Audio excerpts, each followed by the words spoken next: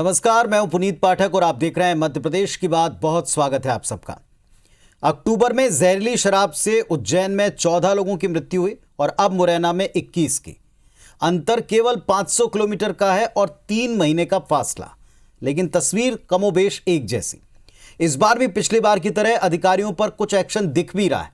जांच कमेटी भी बन गई, रिपोर्ट भी आएगी, तब भी कुछ कार्रवाइयों की बात की जाएगी। लेकिन सवाल ये, हालात कब बदलेंगे? आखिर कहां कमी रहती है कि आज़ादी के 73 साल बाद भी जहरीली शराब पीने से 21 लोगों की जान चली जाए? क्या प्रशासन की मॉनिटरिंग, प्रशासन का पूरा सिस्टम फेल है, अधिकारी बेलगाम हो गए हैं, या वो बात सच है जो अक्सर सामने आती है कि मिली भगत है और मिली भगत का पूरा खेल है?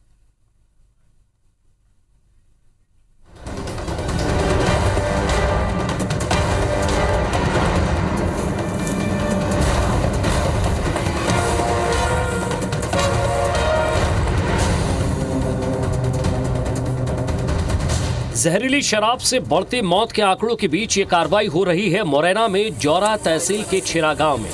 कार्रवाई भोपाल से प्रदेश के मुख्यमंत्री शिवराज सिंह चौहान ने भी की है।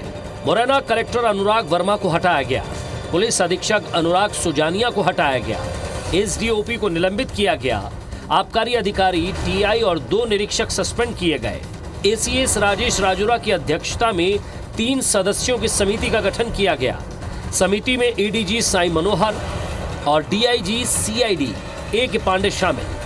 मुरैना मामले पर सरकार की सक्रियता का अंदाजा इस बात से ही लगाया जा सकता है कि सीएम ने सुबह पहले गृह मंत्री, आबकारी के अलावा आला अधिकारियों के साथ मुरैना मामले पर ही बैठक की और सख्त निर्देश दिए।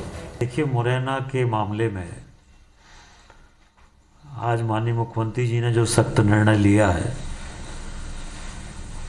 इससे पूरे प्रदेश में एक संदेश जाएगा। चाहे वो शराब माफिया हो, चाहे रेत माफिया हो, चाहे मिलावट माफिया हो, जिस तरह के भी भू माफिया हो, जिस तरह के भी माफिया हैं, इनके खिलाफ सरकार बहुत सख्ती से कार्रवाई कर रही है। अधिकारियों पर कार्रवाई हो गई, समिति भी बन गई, लेकिन सवाल यह है कि ऐसे हालात आखिर क्यों बने?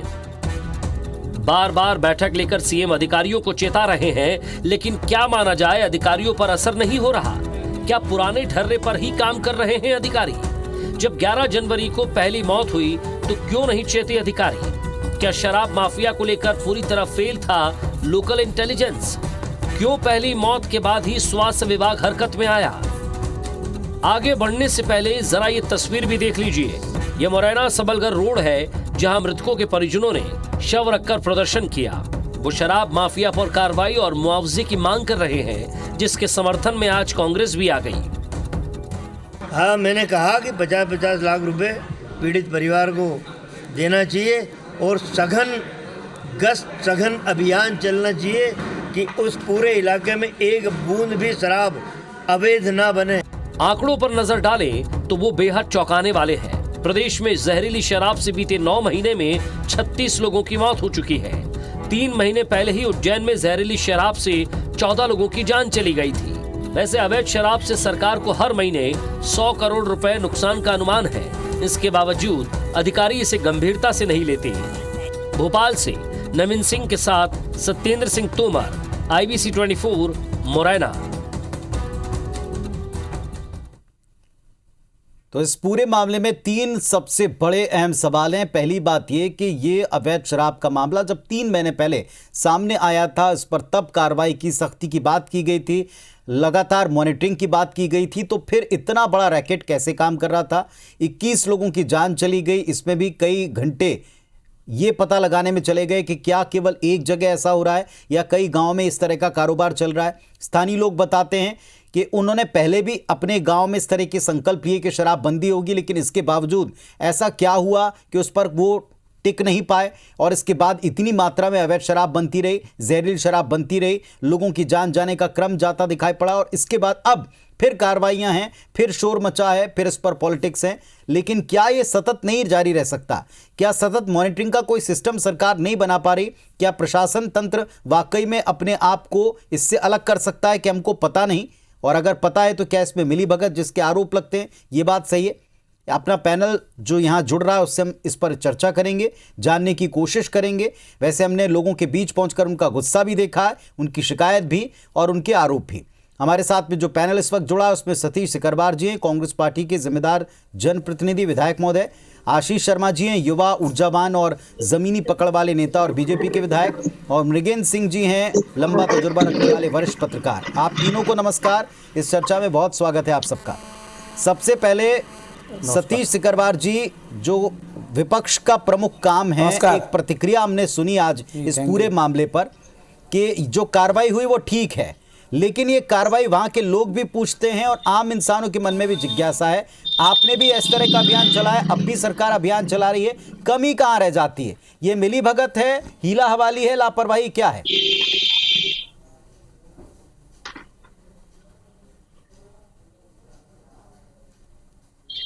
नहीं, निश्चित रूप से ये बड़ी लापरवाही है और पिछले कई दिनों से, बल्कि कई दिनों से शिकायत मिल रही है कि पूरे मुरैना जिले में अवैध उत्खनन से लेके अवैध शराब का काम बड़े व्यापक पैमाने पर चल रहा है और सरकार ने इस ओर अभी तक ध्यान नहीं दिया। अगर ये पहले सरकार जागी होती, जो कार्रवाई आज हो रही है वो कार्रवाई पहले की होती, तो ये लोगों की जान नहीं जाती।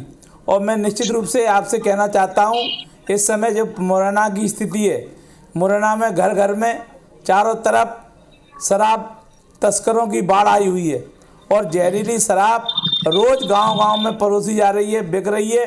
प्रशासन को मालूम है, शासन को मालूम है, लेकिन इस ओर किसी का ध्यान नहीं है, कोई कार्रवाई नहीं की गई।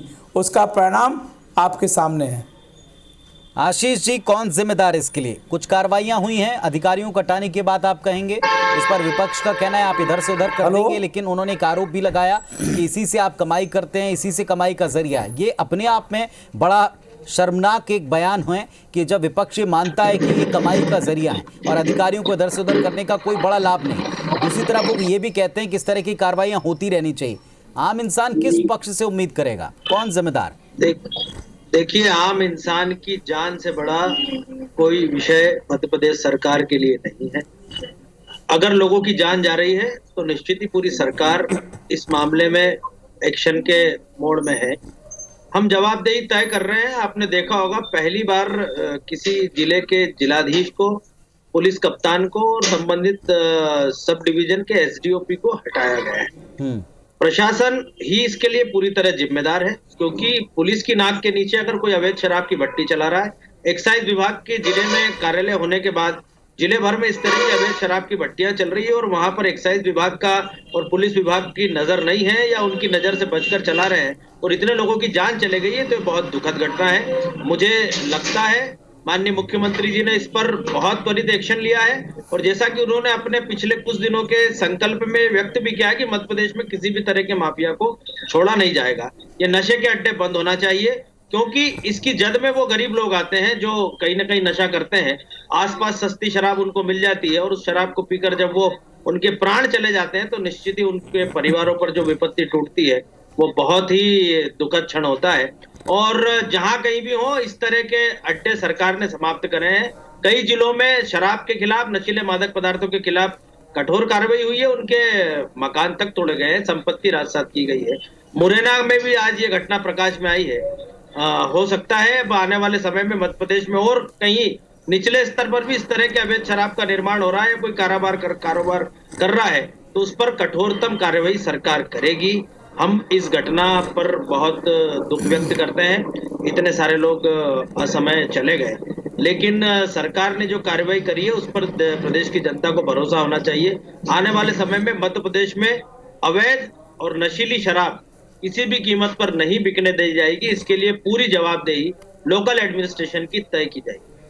आप एक तरफ लोकल एडमिनिस्ट्रेशन की जवाबदेही तय करने की बात करें, मैंने पहले ही कहा कि कार्रवाइयां हुई हैं, कलेक्टर को, एसपी को इसका परिणाम देखना पड़ा है, लेकिन बड़ी बात एक ये है कि एक तरफ जहां कार्रवाइयां हो रही, दूसरी तरफ शव रखकर चक्का जाम हो रहा, तीसरी तरफ उसी दिन खबर आती है कि भारतीय जनता पार्टी के एक अधिकारी उनके घर से भी अवैध शराब को बरामद किया है। इसे आप कार्रवाई की ट्रांसपेरेंसी ज़रूर कहेंगे। मेरा सवाल ये है कि कहीं ना कहीं इस पूरे मामले पर कोई एक मिली भगत, किसी एक दल की बात नहीं कर रहा हूं, कल के दिन आप खोजेंगे कोई दूसरे दल के नेता, उनका संरक्षण या सक्रिय भागीदारी मिल जाएगी।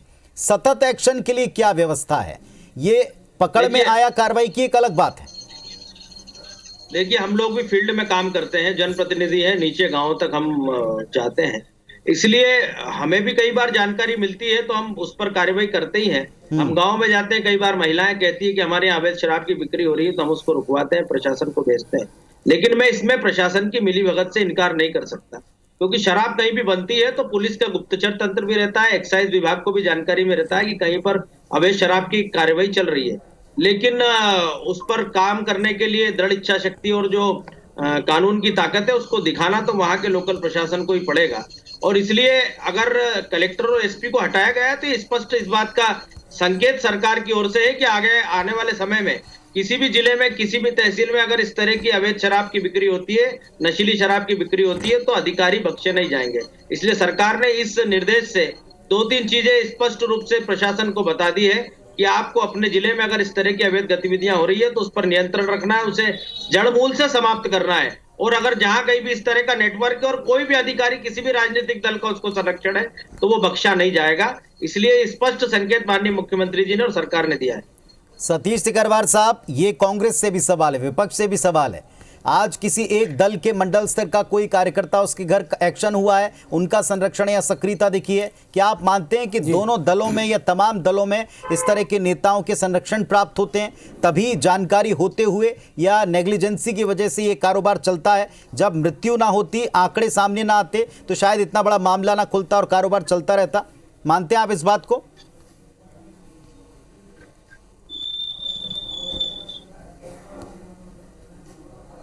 नहीं, निश्चित रूप से आपकी बात सही है कि अगर ये मृत्यु नहीं होती तो ये मामला नहीं खुलता। आज केवल मुरैना ही नहीं, पूरे मध्य प्रदेश में जगह जगह अवैध नशे का कारोबार चल रहा है। उसमें कच्ची शराब नहीं बल्कि स्मैक का भी व्यापार बड़े पैमाने पर ग्वालियर चंबल संभाग में चल रहा है और इस सबको मालूम है, प्रशासन को भी मालूम है।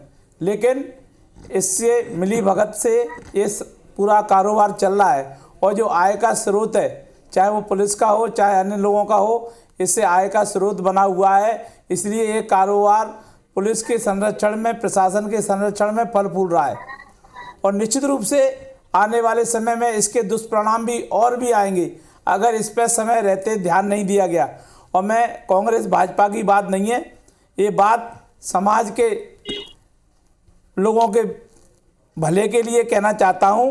अगर हमें समाज का भला करना है तो हमें दलगत भावनाओं से ऊंचे उठकर ऐसे लोगों के खिलाफ, चाहे वो किसी भी दल के हों, उनके खिलाफ कार्रवाई करना चाहिए जो इस प्रकार का नशा, इस प्रकार की मौत गरीबों को बांट रहे हैं।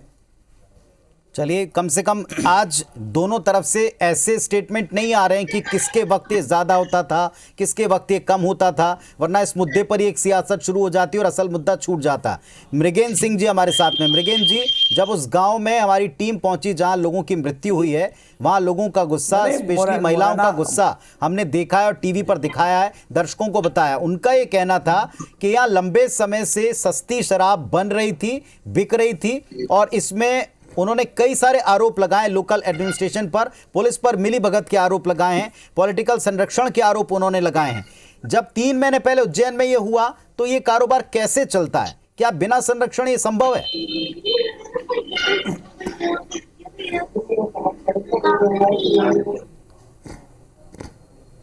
देखिए, ये बात सही है कि बिना राजनीतिक और प्रशासनिक संरक्षण के उसी क्षेत्र में कोई गलत काम नहीं हो सकता। क्षेत्र का थाना प्रभारी अगर चाहे कि उसके क्षेत्र में जुआ सट्टा या कोई अवैध कारोबार नहीं चलेगा, नहीं चल सकता है, बगैर उसके मिलीभगत हो ही नहीं सकता है।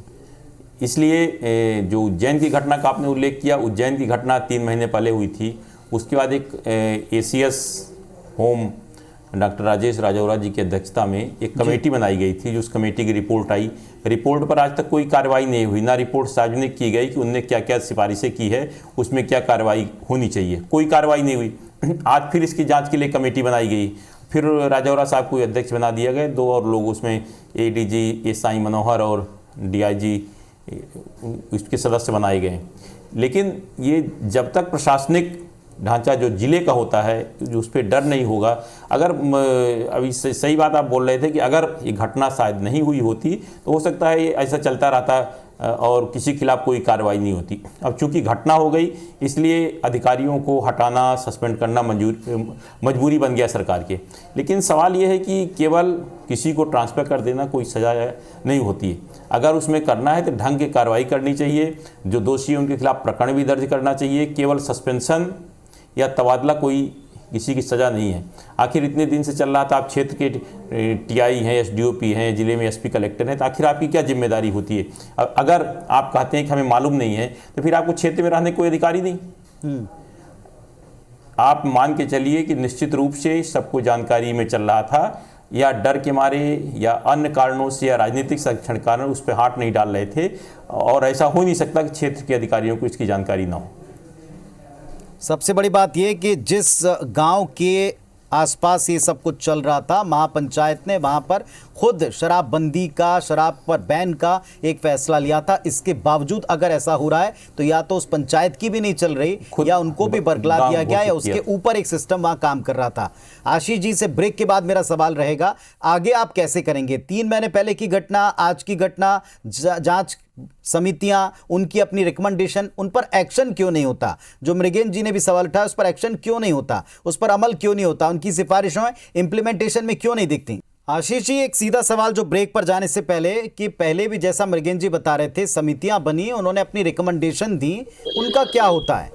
क्या ये केवल अब घटना घटी है, तत्काल एक्शन दिखाना इसी के लिए मात्र होता है? जैसा विपक्ष भी कई बार आप पर आरोप लगाता है कि सारी कार्रवाइयां माफिया पर, ये पूरी मुहिम, ये सब कुछ दिखावा मात्र है, क्यों उस पर अमल नहीं हो पाता?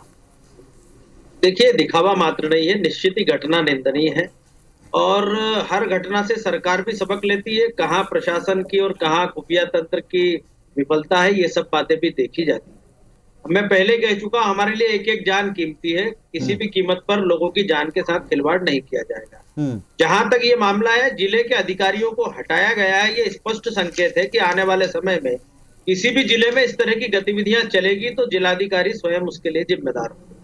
जहां तक बात है नशे के खिलाफ, आपने देखा होगा माननीय मुख्यमंत्री जी प्रत्येक कार्यक्रमों में ये बात सार्वजनिक मंचों से कह रहे हैं कि हम माफिया को छोड़ेंगे नहीं। नशे के तस्करों के खिलाफ कार्रवाई हुई है, अवैध शराब वालों के खिलाफ कार्रवाई हुई है, हर तरह के माफिया को मध्य प्रदेश की धरती से उखाड़ फेंकेंगे, ऐसा माननीय मुख्यमंत्री जी का संकल्प है।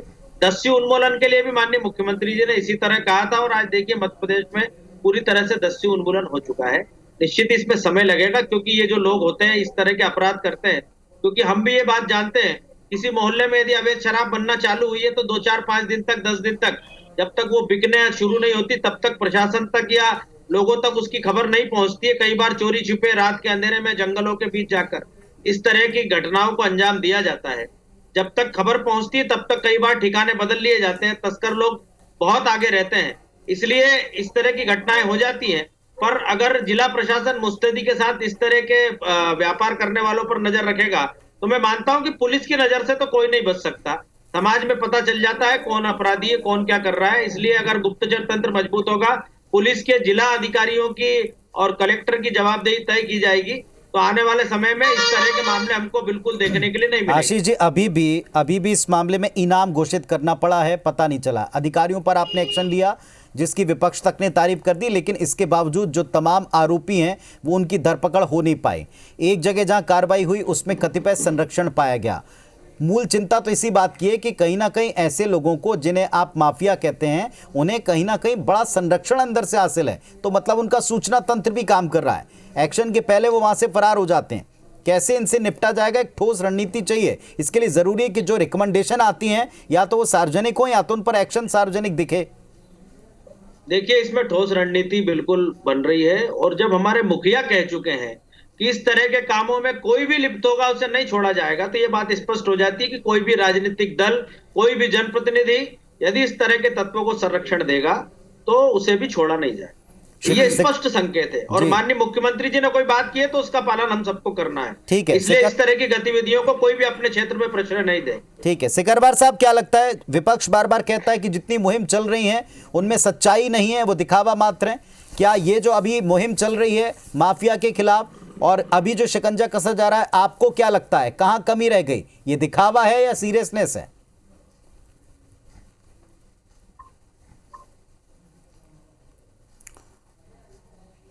देखिए, मुरैना में जो हुआ है सबको जानकारी है, मालूम है। इनके संरक्षणकर्ताओं को जब तक कार्रवाई नहीं होगी तब तक किसी पे भी कार्रवाई कलेक्टर एसपी को हटाने से कोई बहुत ज़्यादा अच्छे परिणाम आएंगे ऐसा निश्चित नहीं है।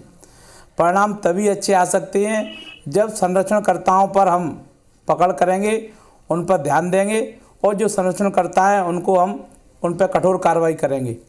और मुरैना की घटना में ये सब विदित है, सबको जानकारी है। पिछले कई दिनों से, लगातार कई महीनों से इस प्रकार के जो काम चल रहे हैं, इनके पीछे बड़े लोग हैं और उन पर कार्रवाई होना चाहिए। जब तक उन पर कार्रवाई नहीं होगी तब तक इसके कोई परिणाम सामने नहीं आ सकते। मैं आपके माध्यम से, चैनल के माध्यम से प्रदेश की जनता से यह आग्रह करना चाहता हूं, उनके सामने भी आस पड़ोस में इस प्रकार की घटनाएं हैं, फेसबुक के माध्यम से, व्हाट्सएप के माध्यम से उसको सार्वजनिक करें। कौन कौन लोग नशे का कारोबार कर रहे हैं, हमारी छोटी पीढ़ियां, यहाँ तक कि बच्चियां तक अभी इसमें और ये तमाम तरह की जो नशे की बीमारी है उससे ग्रसित होती जा रही हैं। और ये नशा बड़े पैमाने पर बड़े महानगरों से लेकर छोटे शहरों तक पहुंच गया है। खासकर उसमें शराब के साथ साथ स्मैक और अन्य वैसी जो सूखा नशे की बीमारी है, सूखा नशा, ये सब बड़े पैमाने पर चल रहा है, पूरे मध्य प्रदेश में चल रहा है। और जब तक इस पर रोक नहीं होगी, हमारी आने वाली जो नौनिहाल पीढ़ी है वो इसकी गिरफ्त में जाती जा रही है और आने वाले समय में इसके दुष्परिणाम भी लोगों के बीच में आएंगे। मृगेंद्र जी, आपने जैसा कहा कि पहले भी कमेटियां बनी, अब भी सरकार की मंशा भी दिखाई पड़ती है, सरकार एक्शन मोड में भी दिखाई पड़ती है, लेकिन हर बार की तरह अब की बार जो दावे हैं ज़मीनी स्तर पर आपको कैसे लगते हैं और क्या इसमें जुड़ना चाहिए?